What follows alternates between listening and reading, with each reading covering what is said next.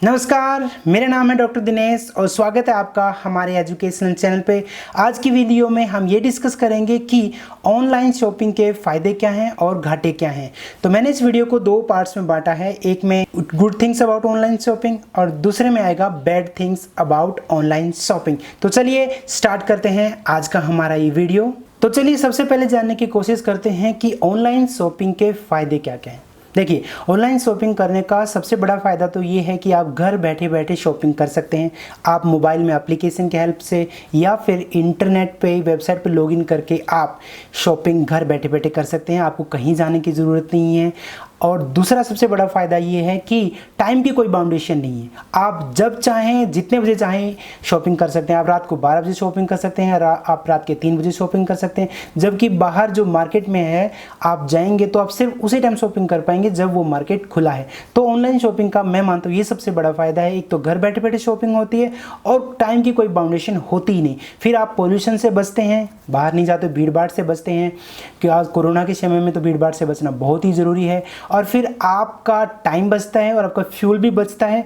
अगर आप किराए पे गाड़ी लेके जाते हैं तो आपके पैसे बचते हैं और अगर आप ऑटो में जाते हैं तो उसके भी आपके पैसे तो बचते ही हैं। तो काफ़ी बचत होती है ऑनलाइन शॉपिंग में, ये सबसे बड़ा फ़ायदा मुझे लगता है। ऑनलाइन शॉपिंग करने का दूसरा सबसे बड़ा फ़ायदा है होम डिलीवरी। आप जब भी कोई सामान ऑनलाइन खरीदते हो तो वह कंपनी आपके घर पे डिलीवर करती है और मोस्ट ऑफ द टाइम ये फ्री डिलीवरी ही होता है। तो आपको सामान उठाने का कोई झंझट ही नहीं है, आपके घर पे सामान आ जाएगा, एकदम से कोई दिक्कत ही नहीं है, आपके घर पे होम डिलीवरी हो जाएगा। उसके बाद अब पेमेंट की बात करें तो आप पे ऑन डिलीवरी कर सकते हो, इसको या कैश ऑन डिलीवरी भी बोलते हैं कि जब आप सामान देने आए उस टाइम आप पेमेंट कर सकते हो, या फिर आप डिजिटल पेमेंट भी कर सकते हो, ऑनलाइन पेमेंट भी आप कर सकते हैं। जैसे कि आपका कैश का लेन देन है ही नहीं, तो कोरोना के समय में ये बहुत ही आवश्यक है कि नोट का लेन देन नहीं होगा तो कोरोना वायरस के फैलने की चांस बहुत ही कम है। तो आप पेमेंट भी बहुत ईजी है, कैश ऑन डिलीवरी भी कर सकते हैं और आप डिजिटल पेमेंट भी कर सकते हैं।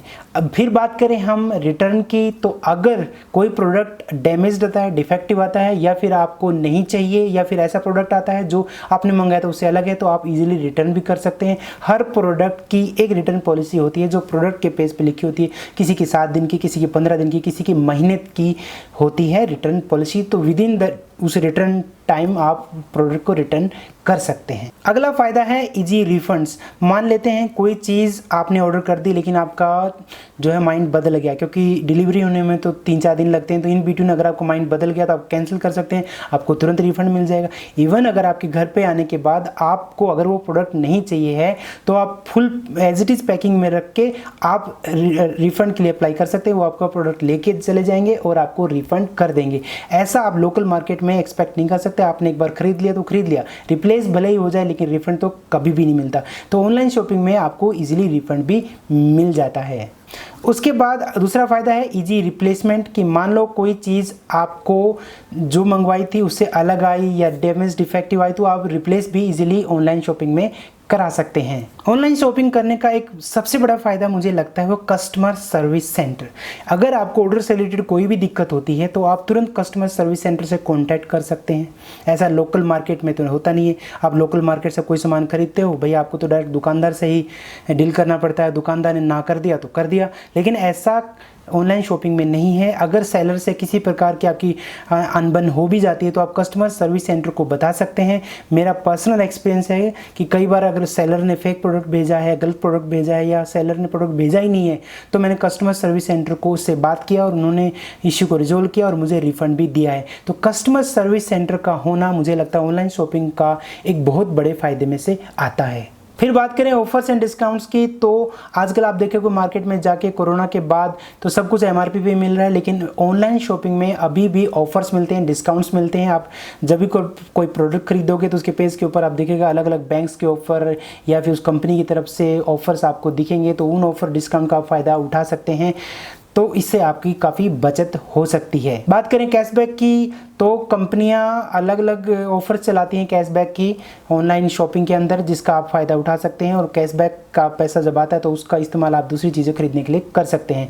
तो ये तो कुछ फ़ायदे थे ऑनलाइन शॉपिंग करने के। अभी हम अगले पॉइंट की तरफ बढ़ते हैं कि ऑनलाइन शॉपिंग करने के घाटे क्या क्या हैं।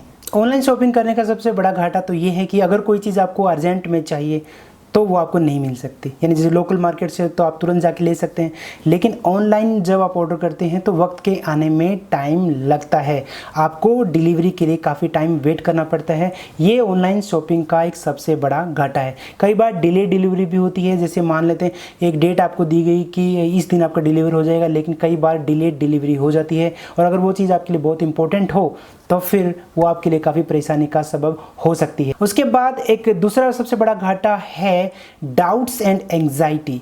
हमेशा जब हम ऑनलाइन शॉपिंग करते हैं तो हमें हमेशा ये डर रहता है कि हमें जो चीज़ दिखाएगी क्या वही चीज़ वो भेजेंगे। कई बार कुछ सेलर ऐसे होते हैं कि हमें दिखाते कुछ और हैं और भेजते कुछ और हैं वो लोग।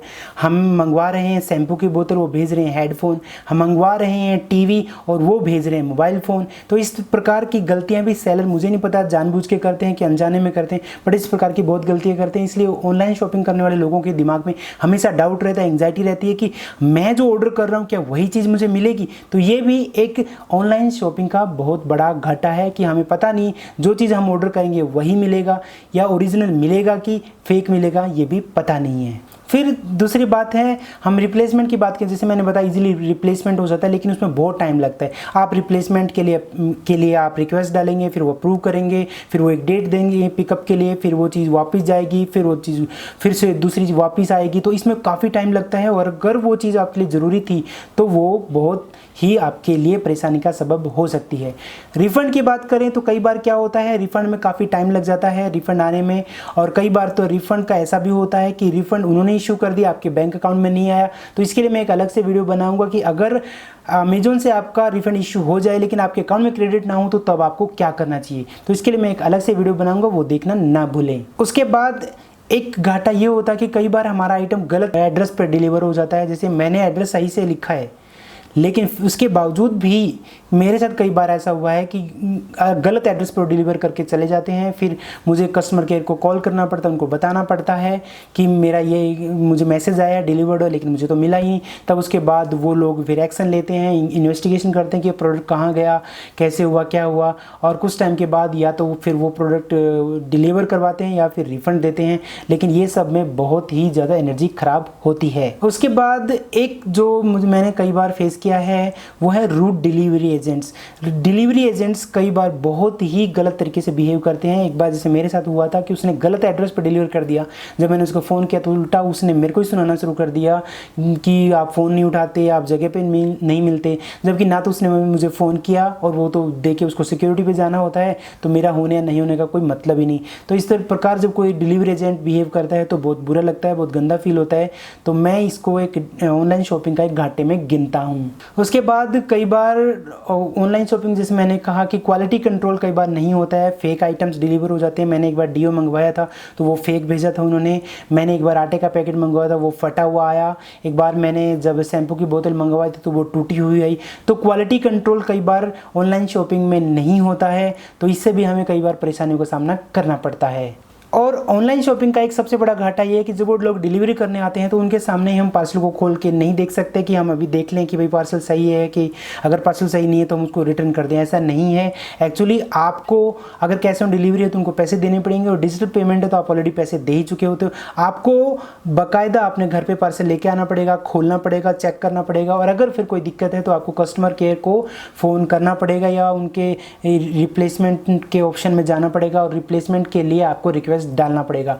मुझे ये ऑनलाइन शॉपिंग एक बड़ा घाटा लगता है, जबकि ऑप्शन ऐसा होना चाहिए कि उसी टाइम खोल के देख लो, और भाई अगर चीज़ ख़राब है तो आप उसी टाइम वापस ले जाओ, तो रिप्लेसमेंट में कम टाइम लगा। लेकिन ऐसा नहीं होता है, तो मैं इसको ऑनलाइन शॉपिंग में घाटे में गिनता हूँ। तो ये थे ऑनलाइन शॉपिंग करने के फ़ायदे और घाटे।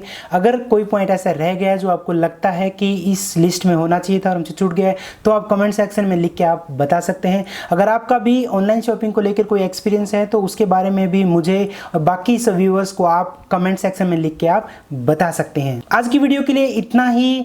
एक नई वीडियो के साथ हम फिर से आपसे मिलेंगे। तब तक के लिए अपना ख्याल रखें, अपने परिवार का ख्याल रखें, और हाँ, हमारी वीडियोस देखते रहिए। अगर आपको हमारी वीडियो अच्छी लगे तो लाइक कीजिए, शेयर कीजिए, और हाँ, हमारे चैनल को सब्सक्राइब करना ना भूलें।